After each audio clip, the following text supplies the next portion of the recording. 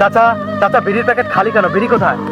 বাবা তুমি যে 3 প্যাকেট বিড়ি দিছিলা, এটা 1 প্যাকেট আমি 7 দিন ধরে খাইছি, আর 2 প্যাকেট হেনার ভাত আর রে যৌতুক হিসাবে দিছি বাবা।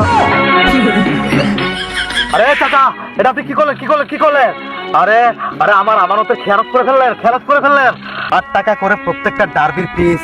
আমি টাকার মায়া না করে আপনাকে বিশ্বাস করে মুরব্বী ভেবে, আমার হবু শ্বশুর হিসাবে, আমার এক্স এর বাবা হিসাবে আপনার কাছে আমি জমা রেখেছি, কিন্তু আপনি আমার হাতের খেয়ানত করে দিলেন, গবারা দিলেন।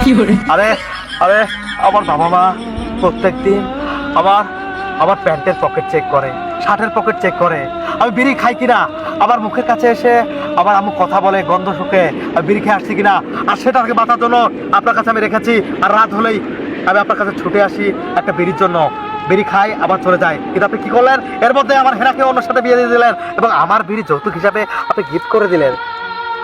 এটা কি কাজ করলেন চাচা? আমি তো কষ্ট পেলাম, আমি ভীষণ কষ্ট পেলাম। আরে আপনার মেয়েকে ভুলতে পারাটা যতটা কষ্টের, তার থেকে বেশি কষ্টের একটা দিন বিড়ি না খেয়ে থাকা। এটা আপনি কি করলেন? হ্যাঁ চাচা, আমার বিড়ি প্যাকেট ফেরত দেন। আমার বিড়ি যেখানে পান আপনি এনে দেন আপনার হবু জামাইয়ের কাছ থেকে। বাবা